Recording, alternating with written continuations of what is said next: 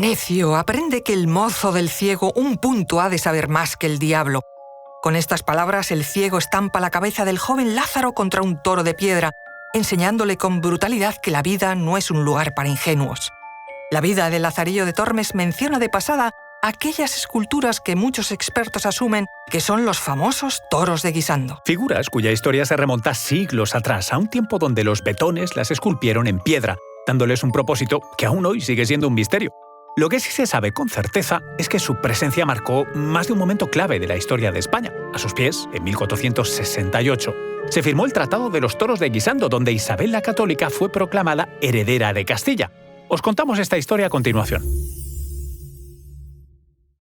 Soy Luis Quevedo, divulgador científico. Y yo soy María José Rubio, historiadora y escritora. Y esto es Despierta tu curiosidad, un podcast diario sobre historias insólitas de National Geographic. Y recuerda, más curiosidades en el canal de National Geographic y en Disney+.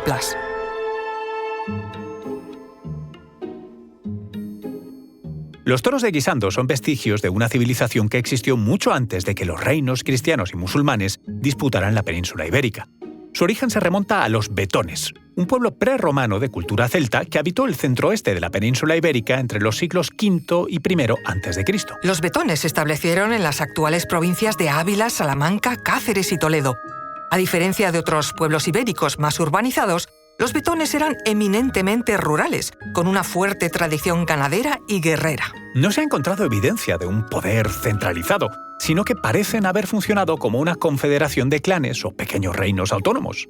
Una cultura que se caracterizaba por la combinación de influencias indoeuropeas y elementos propios. Una de las manifestaciones de su cultura es la proliferación de esculturas zoomorfas conocidas como berracos. Estas figuras, que se supone representan toros, cerdos o jabalíes, se encuentran dispersas por toda la región betona. Su significado exacto sigue siendo objeto de debate con diversas teorías. Por ejemplo, al ser un pueblo eminentemente ganadero, pues los betones eran dependientes de la cría de reses para su economía. Por eso se cree que los berracos pudieron haber sido una especie de amuletos de protección, colocados en zonas estratégicas para evitar el robo o la pérdida de ganado. Otros investigadores sugieren que los berracos eran hitos o mojones que marcaban los límites de los dominios de un clan o una comunidad, estableciendo su presencia para alejar a invasores. Otra hipótesis es que los berracos asumieron una función sagrada, vinculada a ritos religiosos o funerarios. Algunos se han encontrado en contextos que sugieren su uso ritual, lo que refuerza la idea de que podían estar relacionados con el culto a deidades protectoras de los animales o de los difuntos. Tallados en granito, presentan una estructura robusta y compacta, con cabezas y cuerpos bien definidos. Aunque el paso del tiempo ha erosionado algunos de sus detalles, todavía se pueden apreciar ciertos elementos como el hocico, las orejas, la cola. Una característica distintiva de estos toros es la presencia de inscripciones en algunas de sus superficies, lo que sugiere que, además de su función original betona, fueron reutilizados en épocas posteriores. Sin embargo, su importancia no solo se limita a su pasado prerromano.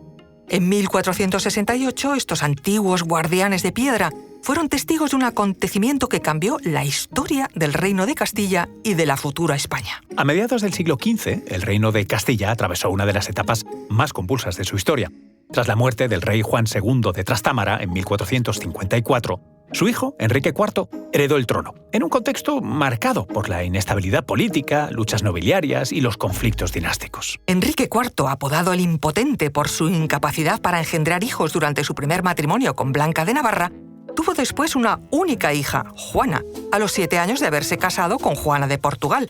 Su paternidad, sin embargo, fue puesta en duda por los enemigos de Enrique, quienes aseguraron que la niña era en realidad hija de Beltrán de la Cueva, uno de los hombres de confianza del rey. De ahí que la niña recibiera el mote de Juana la Beltraneja. Ante esta situación, un sector de la nobleza castellana comenzó a apoyar a la hermanastra del monarca, la joven Isabel, como alternativa legítima al trono. Isabel, nacida en 1451, era hija de Juan II y de su segunda esposa, Isabel de Portugal. Isabel, consciente de su posición, decidió negociar directamente con su hermanastro Enrique IV para asegurarse un reconocimiento legítimo y evitar una posible guerra entre clanes dinásticos.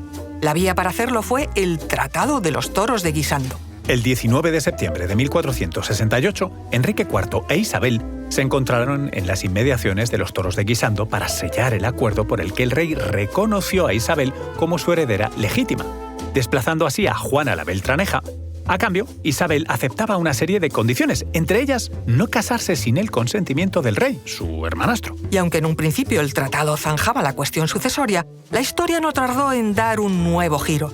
2 años después, en 1469, Isabel contrajo matrimonio con Fernando de Aragón, sin la aprobación de Enrique IV, acto que rompió el pacto de los toros de Guisando y que culminó en la Guerra de Sucesión Castellana. A pesar de que el tratado no se cumplió en sus términos originales, su firma fue un punto de inflexión. Consolidó la posición de Isabel, la preparó para el camino hacia el poder.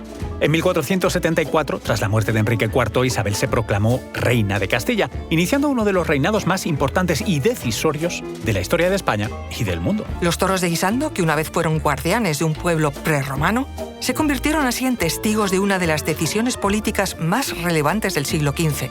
Su historia no quedó en el pasado, sino que quedó entrelazada con la construcción de un reino y el destino de una de las naciones más poderosas del mundo.